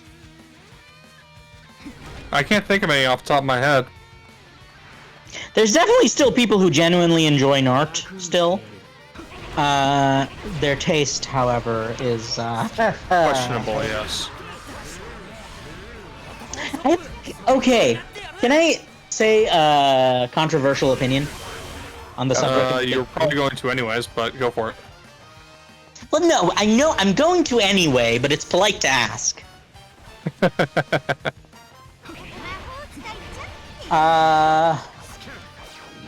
I'm kind of not the biggest fan of the fact that 1000-Year Blood War got an adaptation. Oh, okay. Is it because the arc is very variable in quality and has a very shitty ending? Well, there's obviously that. But it's also because I just don't like the fact that Bleach got anything. You just have a grudge against the series, don't you? Yes. But also, it's not just that I have a grudge against the series. That is definitely an element of it. But there's also the fact that I think Bleach is getting more credit than it deserves because of the recency bias of 1000-Year Blood War. Oh, yeah, I don't disagree. There's a lot of people who are very much hyping it up as the best anime of the year and whatnot, and it's like, meh. The production values are good, but the story, needs a lot of work. I'm very shocked to see how many Bleach fans are crawling out of the woodwork. You know what? There was a meme about this, about an animator, but it applies to Kubo as well. Kubo is too good an artist and concept designer to be forced to work with a writer as... Huh? Yeah, the Shinkai thing that I posted. Yeah. Mm-hmm. Kubo is too good an artist and concept... and character designer. Character designer and a world builder, because there is some fascinating world, like the magic system, and there's some good stuff about that. He's too good at those things to deserve to have to work with such a crappy writer as Kubo. Yeah, Because that's the rub, isn't it? Is like Kubo is great at a lot of things, but the thing he's absolutely awful at is writing.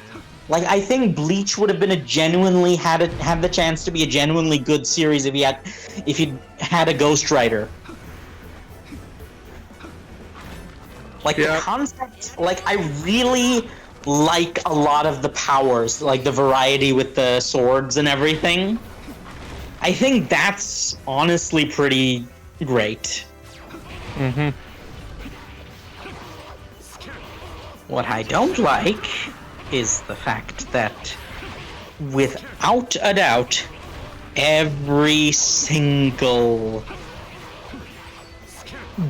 decision that does not involve world building is just god awful. It's just like he's so bad at writing. It's like almost painful. Would you say he or Kishimoto is the worst writer? Oh no. Okay. Sure. You are asking some difficult questions, my friend. It's a legitimate question. Who do you think is the know worst it- writer? Kishimoto or Kubo? I like... That's such a difficult comparison to make for so many reasons. I can't even, like... I don't even know where to start with that, honestly, because, like... From the beginning, of course. Like, yes, he is absolutely a, trash fire of a writer. Kishimoto I think might be worse. In some ways. They have different weaknesses as writers, I think. Yes. That is very much the case. The reason I think Kishimoto might be a little bit worse is because, at the very least,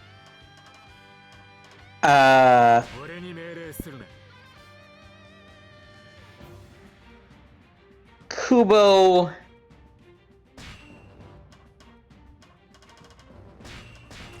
was like trying, and I think I'm pretty Kishimoto sure was kind of funny then towards the end, I think. Kubo was trying, and Kubo I think recognized some of the problems, and as a result, like, got tired of it and then rushed the end. He was also kind of screwed by editorial, to be fair, which Yes, was not but- really nearly as much of a problem for Kishimoto. Yeah, whereas like yeah, that's a very interesting contrast that I've never really understood, because like Jump absolutely was on their knees sucking off Kishimoto for most of his career, where they really weren't for Bleach, and I think it's because Bleach just didn't sell as well as Naruto. Naruto was also helped by its overseas popularity in a way that Bleach really wasn't.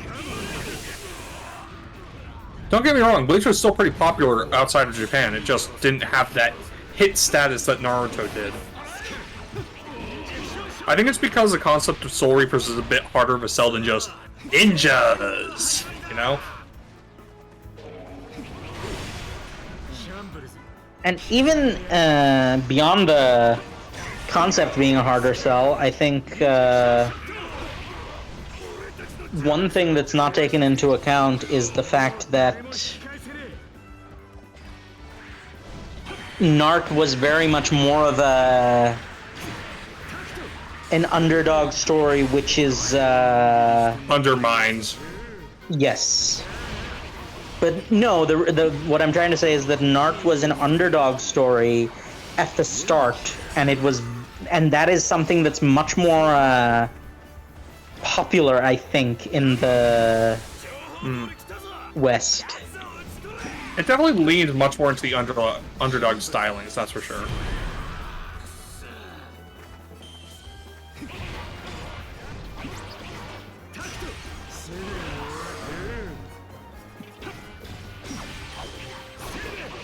Yeah, you don't really see as much of the underdog push for Bleach until, like, the Soul Society arc, really, which understandably is considered the best arc of Bleach.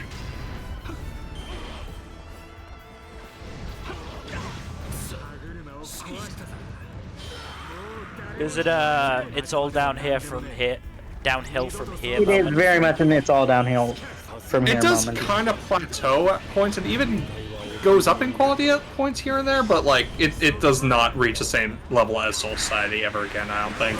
Except maybe the very beginning of Thousand Year Blood War arc. And even that's a bit debatable.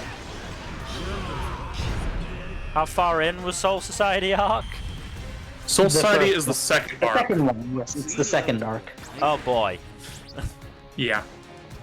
Bleach can be broken up into roughly 5 major story arcs. Oh boy. You got, yeah. So you got the original arc, the Substitute Shinigami arc. You got Soul Society. You got Mundo, and then you got what was it, Execution or something like that. And then you got Thousand Year Blood War arc.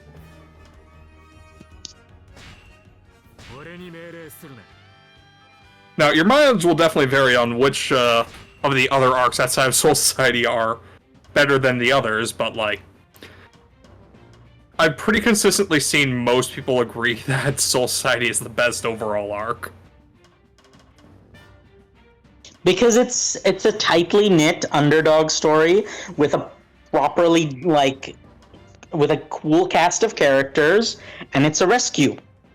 Yeah, right? not So to there's mention, like a very tight plot line. There's a good plot twist. There's like it's very well planned. It's just it even it's has a some good genuine- thematic stuff in it too. Yeah, it's a genuinely good arc. And then it's all We got down. Soul Society 2, Hueco Boogaloo. And it basically took Soul Society arc and then just Loaded it. like it just every number it just doubled or tripled it. Yeah, So- Kubo introduces a shit ton of characters in Soul Society. He introduces even more in the Arankar arc, aka Hueco Mundo.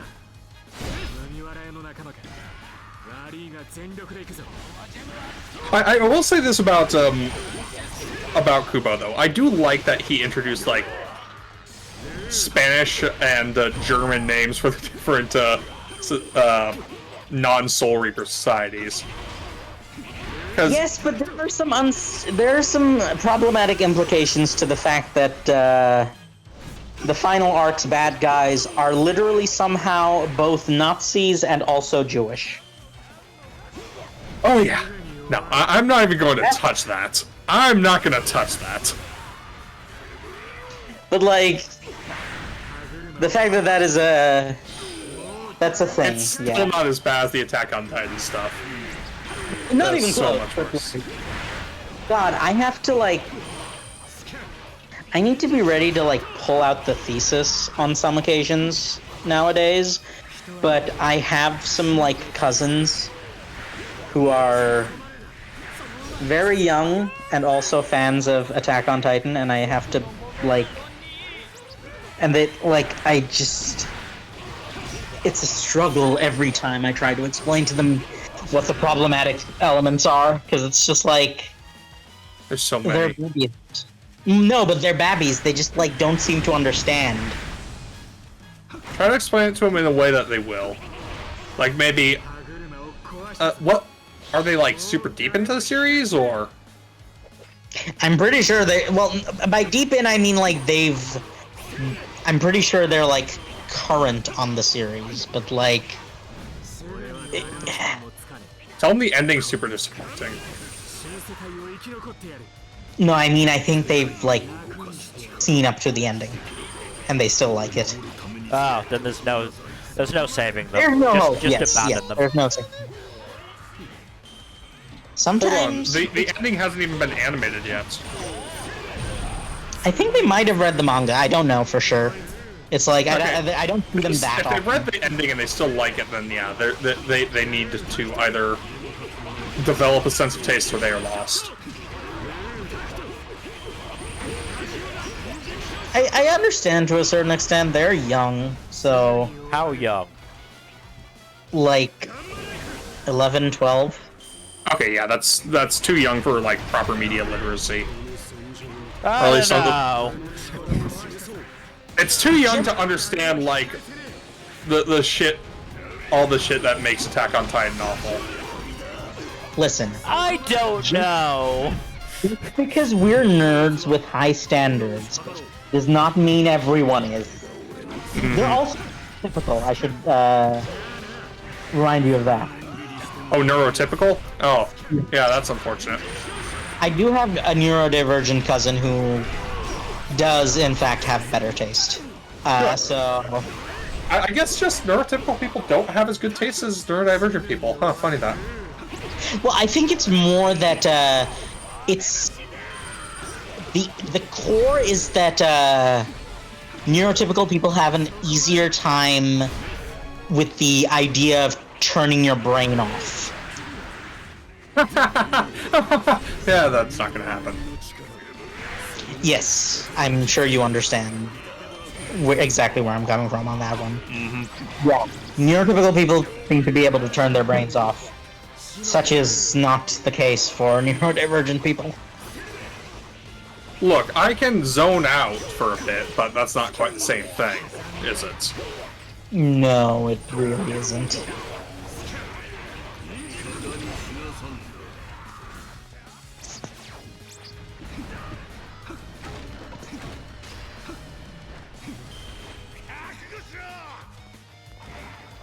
But yeah, I think that the thing is, it's just like easier for neurodivergent people to develop media literacy simply because, You pay attention to that thing more because it often becomes a hyperfixation. yes, quite.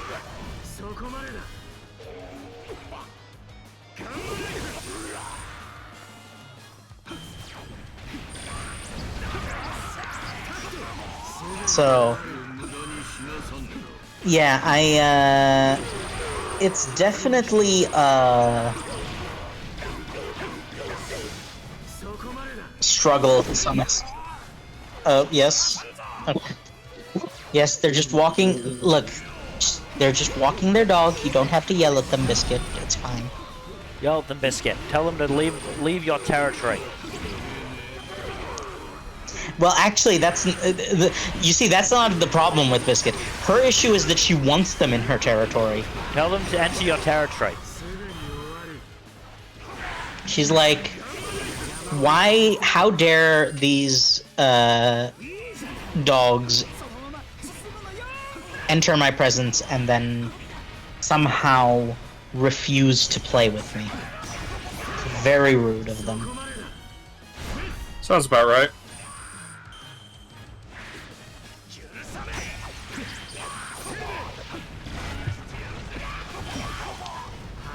You know how dogs is and all that. Yeah.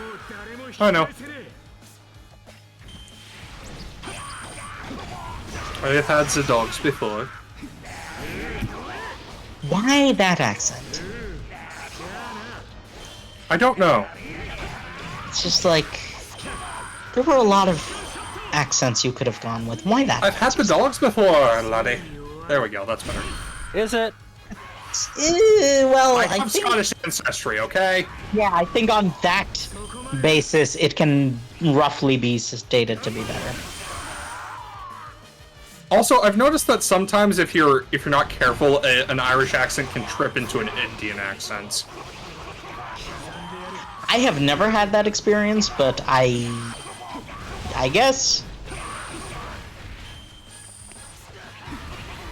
You know, I've actually heard this a lot from my favorite streamer, but I'm pretty sure the European accents are the only ones you can do without being like horrifically racist. Well, I mean, TFS made that point with their JoJo's and X Minutes videos, where they did the accents for parts 1 and 2, and then once they hit part 3, where they were going through Asia, it was like, okay, we're gonna stop now. I do still think... I think they still have an accent for Paul Naref, though. Yeah, no, they he's a didn't. French fuck. Yeah, Paul Naref is French. Yes, but I think they specifically removed the French accent. That was the joke. Oh yeah, they did actually, yes. He specifically, they even made a joke where the Creole accent was allowed, but the French one wasn't. For Darby. Hmm. Speaking of Darby, I still think his encounter is one of the best in JoJo. It absolutely is, especially because of the sheer testicular fortitude of Jotaro Kujo. Yes. In that because it's like, good lord, you need like the sheer amount of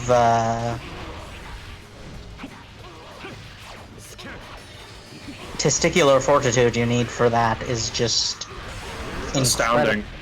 Yes. Because his hand was god-awful.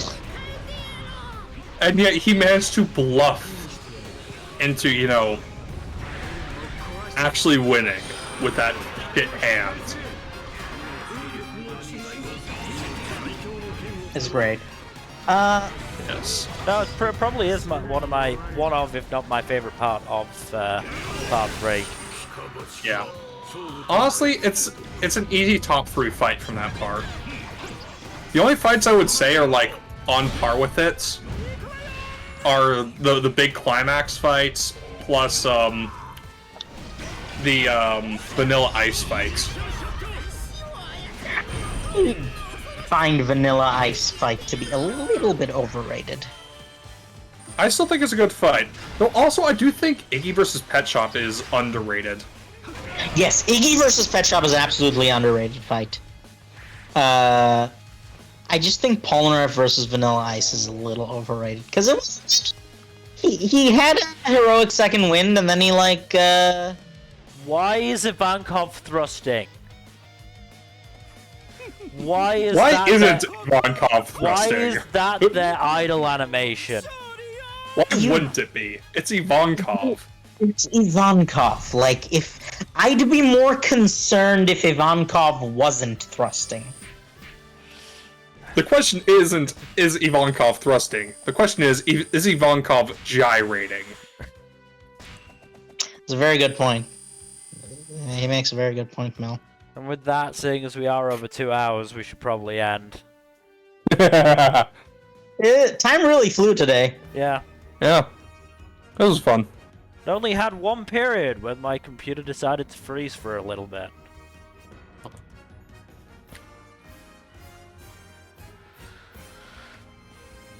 But yes, that is everything. So thank you everybody for watching. Hopefully you've enjoyed. In terms of future stuff, Thursday I believe we're going to be discussing Cradle's tournament arc, Uncrowned and Winter Steel. Saturday it's a double Paradox Hour week because we're going to be discussing Into the Spider-Verse. Just as Across the Spider-Verse comes on to digital and Blu-ray. Sunday, fingers crossed, we're going to have D&D.